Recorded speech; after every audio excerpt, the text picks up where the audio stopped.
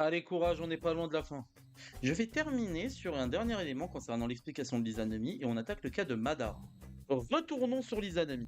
Alors, pour faire simple, je vais prendre l'exemple du film Le Triangle. C'est un film qui est pas très connu, mais qui est sorti, je crois, dans les années 2009-2010. C'est l'histoire d'une jeune héroïne qui part en bateau avec des gens, et à un moment donné, ils reçoivent un appel de détresse venant d'un paquebot. Ils s'y rendent, et quand ils s'y rendent, ils se font tous tuer par un mystérieux tueur, et l'une des héroïnes envoie un appel de détresse, qui est donc l'appel de détresse qu'ils ont reçu au début. Dès que l'appel de détresse est lancé, la boucle se répète. Et ben là, c'est la même chose. Le combat contre Kabuto débute, et dès que Kabuto tue Itachi, la boucle se lance. Ça a commencé. C'est pour ça qu'Itachi a utilisé cette image comme exemple pour définir l'Izanami.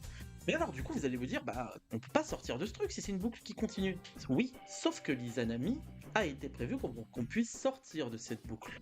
Il suffit juste d'accepter la réalité. En gros, il suffit d'arrêter de nier la destinée qu'est la tienne, point barre. Et là, certains vont me dire, puisque j'en ai eu des casse-couilles qui m'ont cassé les couilles en me disant va relire les chapitres sur l'Izanami, bah c'est bon, je voulais balancer, non? Je voulais même balancer sur plusieurs vidéos, ça suffit. Mais là, vous allez me dire, ouais, mais Madara, il nie rien du tout. Bah si, absolument tout. Parce que là, du coup, on va aborder un point intéressant. Parce que les deux Gugus là qui m'ont emmerdé, parmi ceux qui me faisaient des remarques là-dessus, je vais vous dire, relisez le manga, notamment le tome 63, ça sera peut-être pas mal. Parce qu'il y a un truc qui est marrant, c'est que Madara, dans le tome 63, à la page 83, il dit à Obito, qui compte retourner pour aller aider Rin et Kakashi, de voir la réalité en face. Parce que justement, Obito, il nie la réalité à ce moment-là, en ignorant l'état de son corps. Et à ce moment-là, Madara joue un peu sur les mots. Parce qu'il dit que justement, la réalité rime avec la peine, la souffrance et la vacuité, en ignorant le fait que la vie et la réalité, justement, ça rime aussi avec la joie et le bonheur.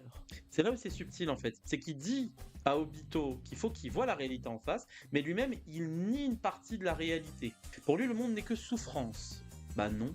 Et justement, il révèle une chose intéressante. Quand Obito lui demande qui il est, il répond très clairement un fantôme du passé. Ce qui est vrai, Madara, son histoire a pris fin. Et il dit lui-même que la réalité est un enfer. Parce que Madara, il voit toujours la partie sombre de ce monde. Parce que, comme Broku Uchiwa, lui, il a l'héritage des ténèbres. Là où Hashirama, lui, a l'héritage du feu, de la lumière.